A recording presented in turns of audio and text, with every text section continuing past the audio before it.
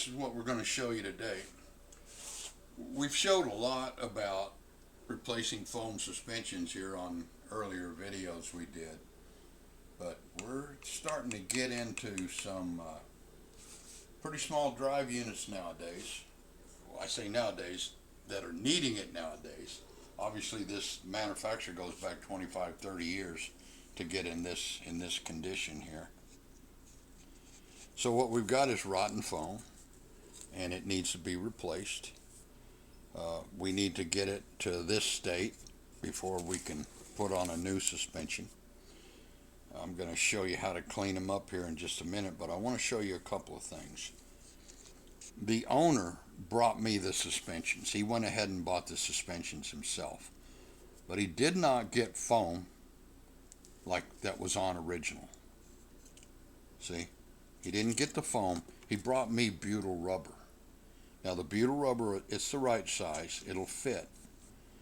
But the challenge here, or one of the main challenges with this, is that you've got to get this assembly high enough to where this sits on there fairly close, where when we go to attach this, to re-glue this, it'll be right there.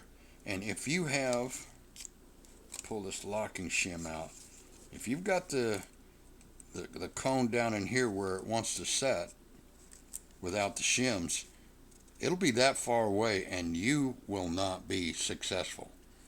And when you try to pull this up without shims, it just goes back down. So if you try to do this, like what a lot of the sellers of the foam will tell you, you don't need to cut the caps.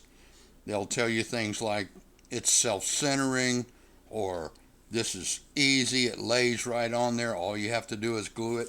Well, without the shims, let's go ahead and pull them out so you can see what I'm talking about on this one. And see, they're tight. They fit tight.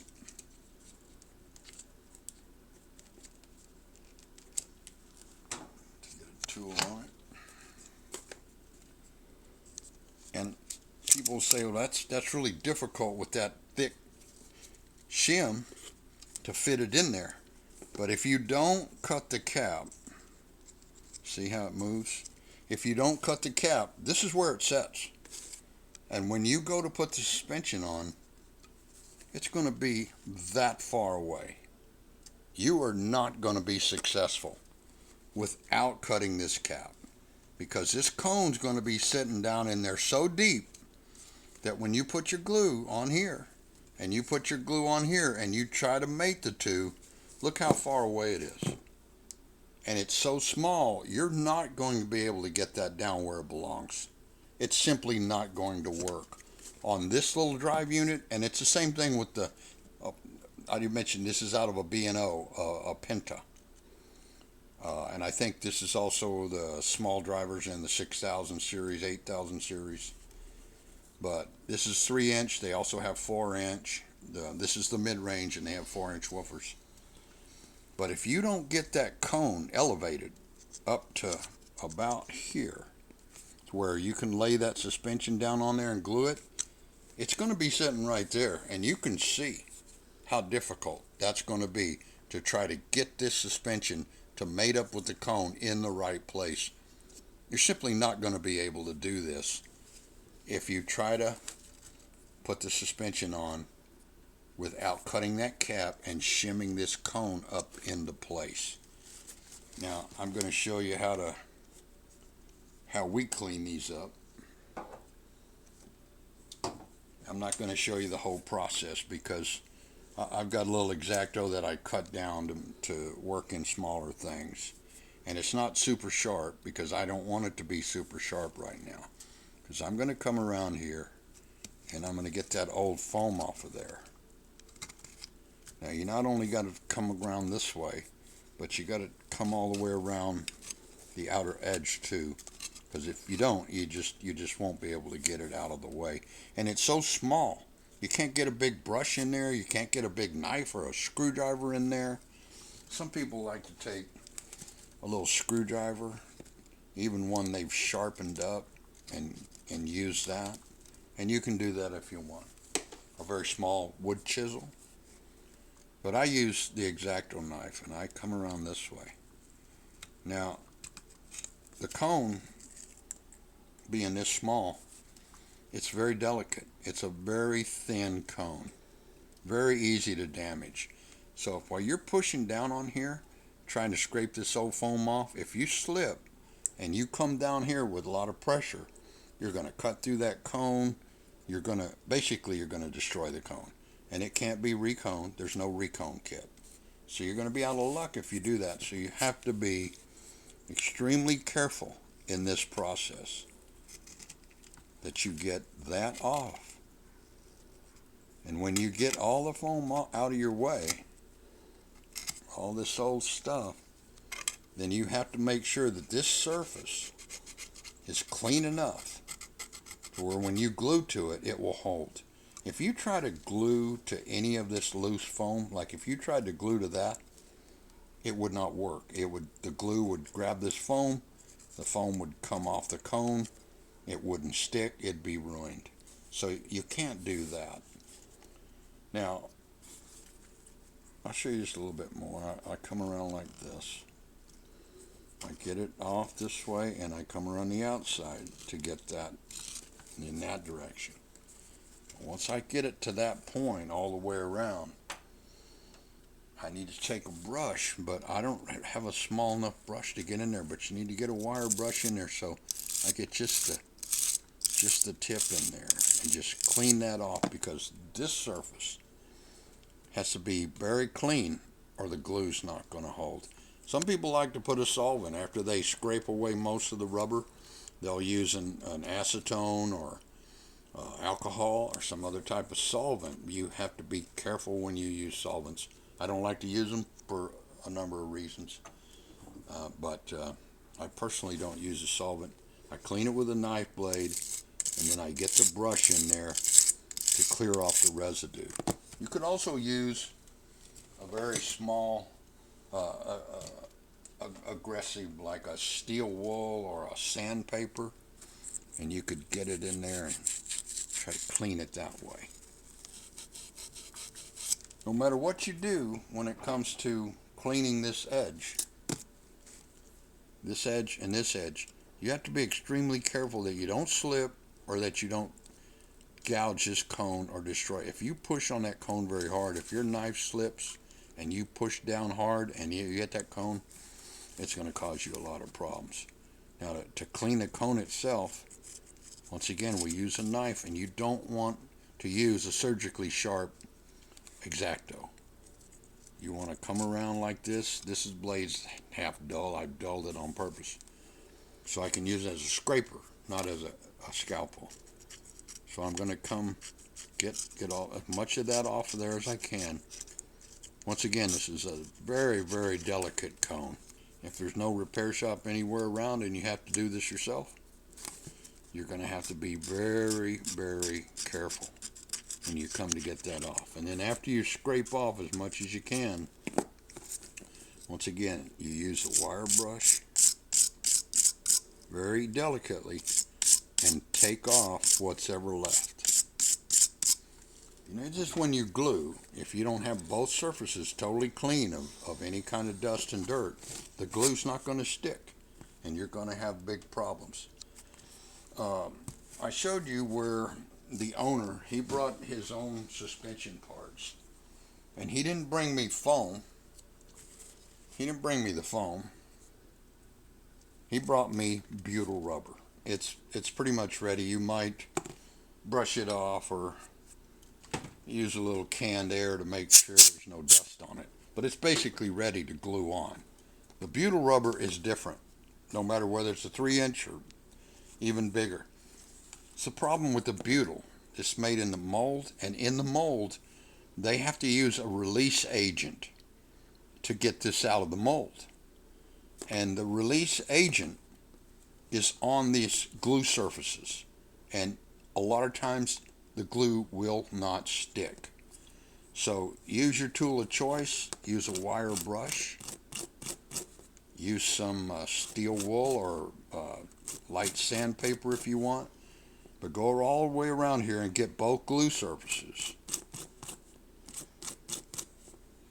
there again, these are delicate parts. You don't want to put a lot of force into it, but you need to get what's left of that release agent off there.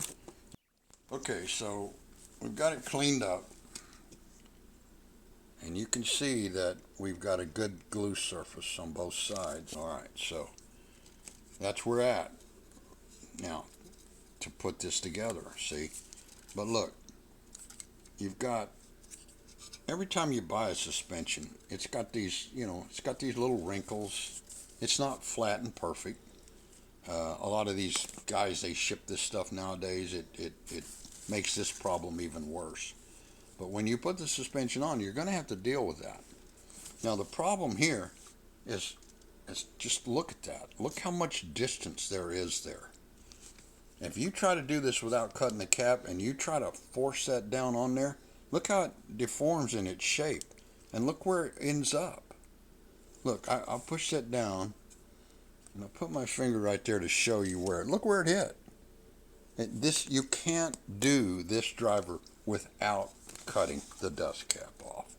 So, I'm going to show you how I do that. And the first thing about cutting a dust cap off is you got to know where these leads are terminated. Because on some speakers, they're terminated right here. And you go to cut the dust cap off, you cut one of the leads in half, you're going to have to repair that lead or the speaker's not going to work. So I know from experience, you have to look, but you can see where, if you get down in here with magnification, you can see where it attaches.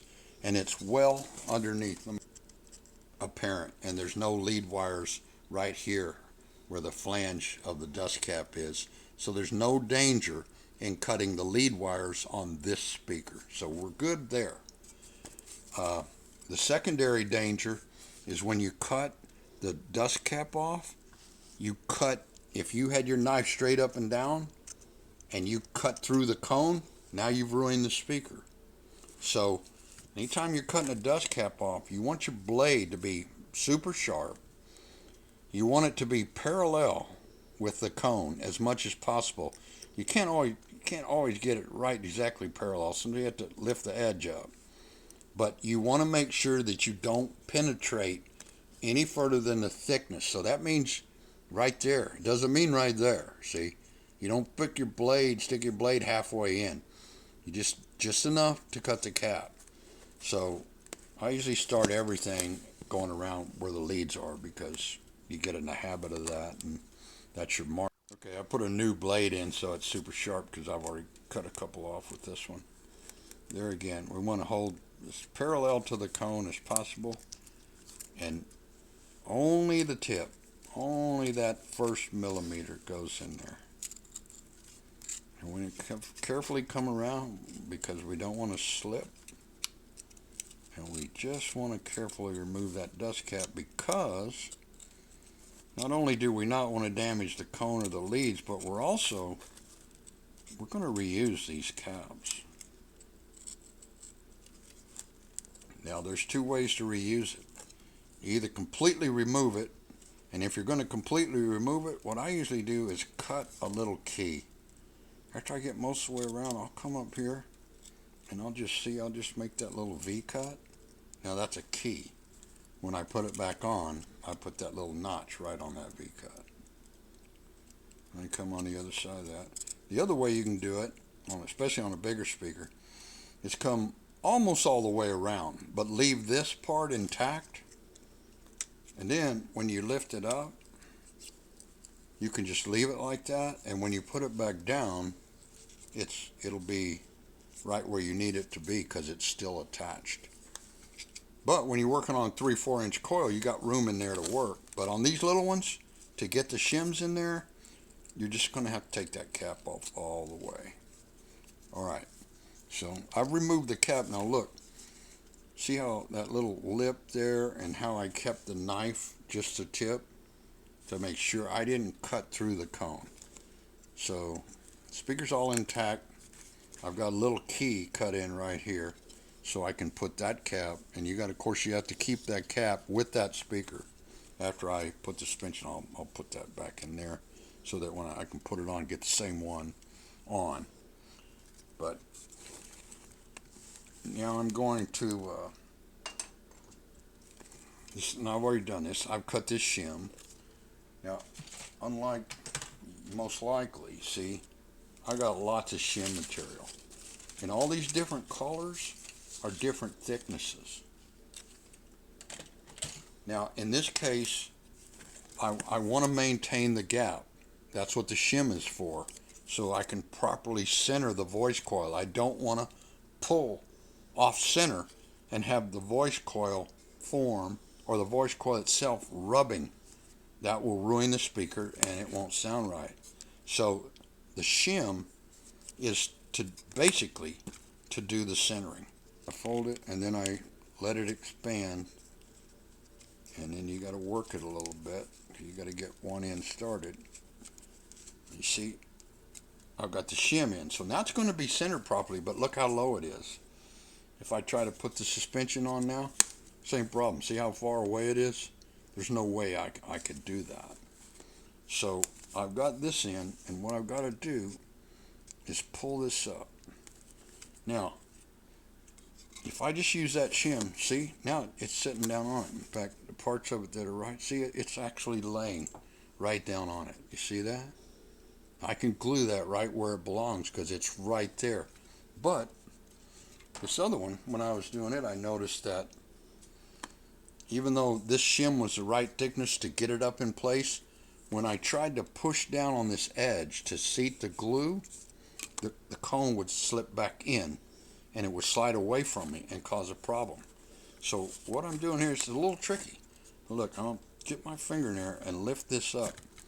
See, the internal suspension, the spider, keeps me from going too far. So I can only pull it up so far. But what I did is I pull it up here higher than it needs to be. Now I'm going to stick this little shim, I call this a tightening shim. And I'm going to stick it right where the joint was in that shim.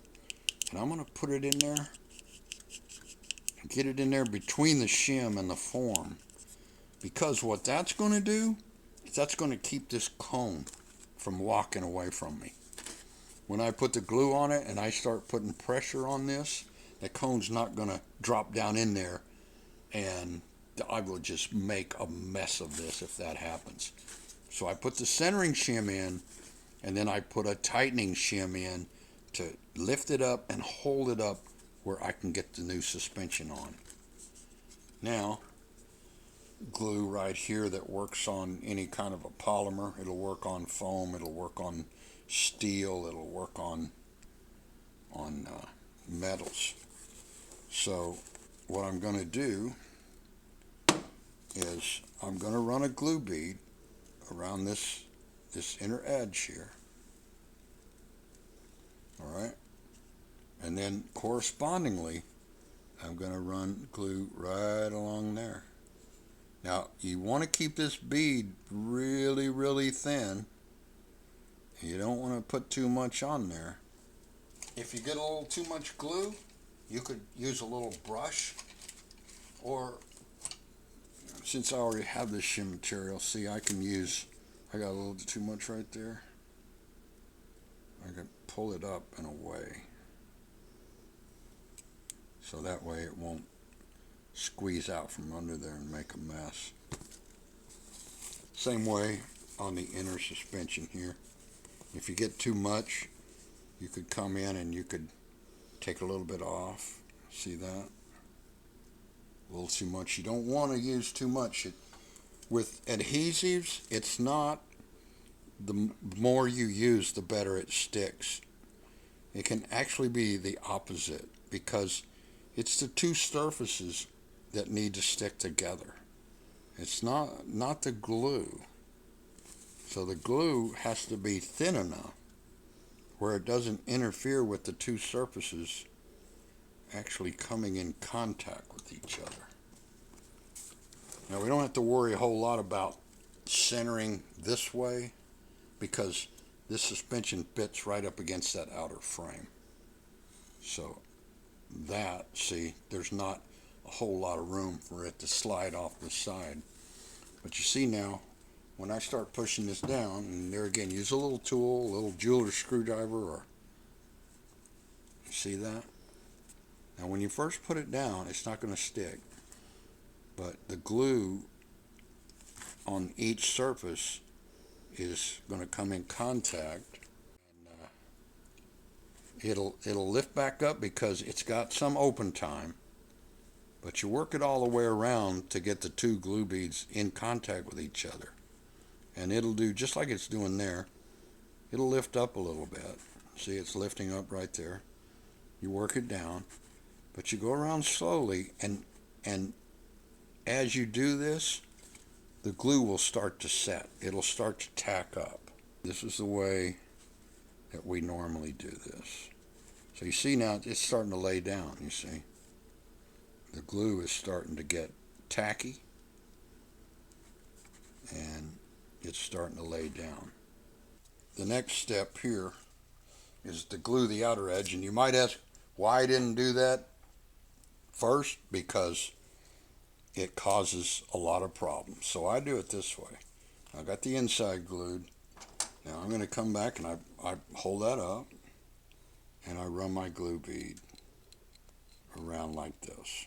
I run that glue all the way around like that, and then I go back to my tool and I work it and I work it in the same way on the inside.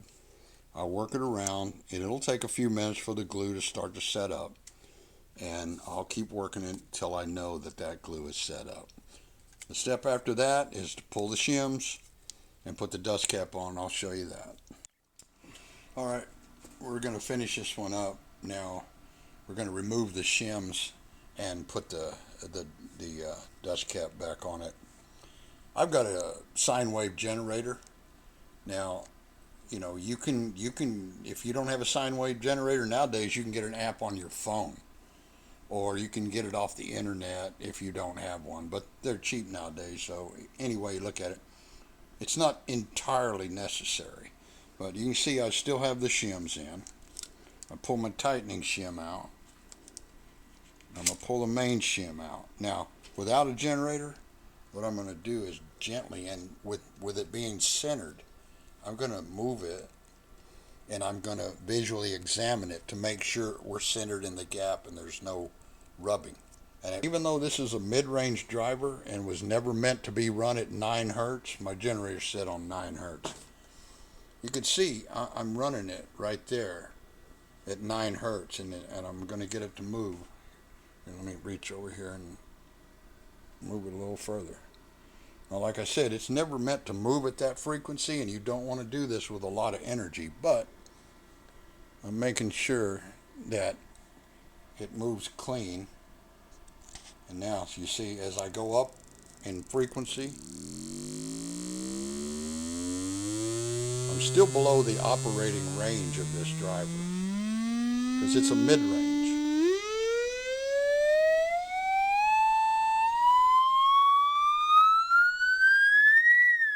See, when I get up in its operating range,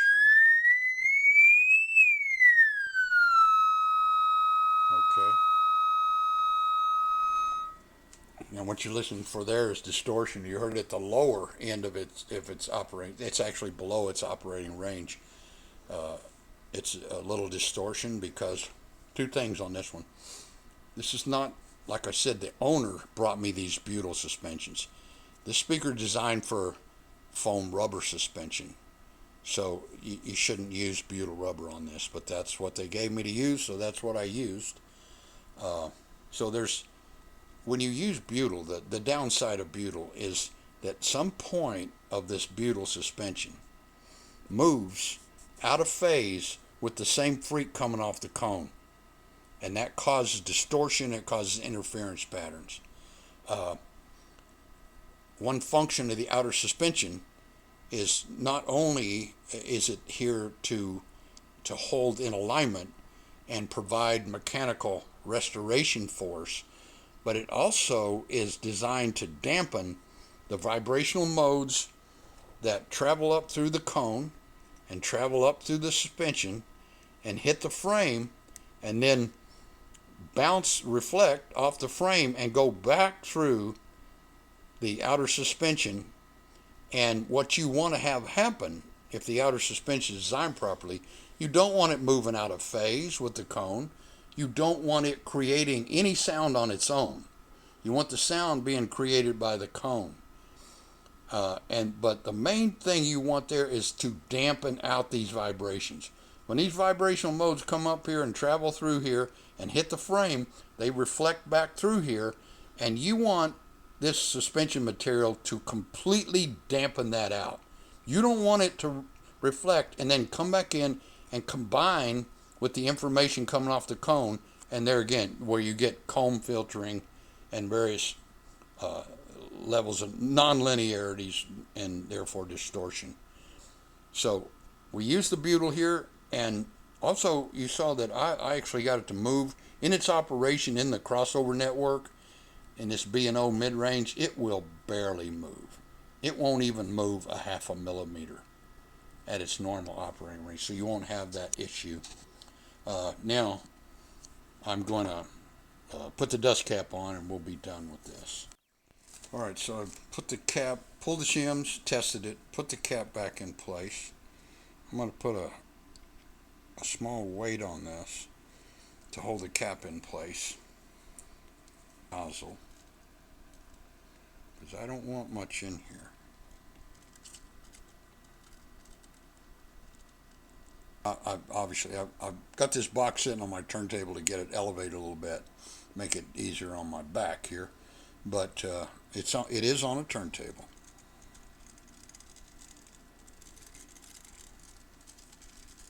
You see that? And now, when this dries, it's going to dry clear. It's going to look good. It's going to hold good. And when that dries clear and it's no longer white, that means it's ready. And that speaker's done. And that's how I do these. So that's your B&O Penta.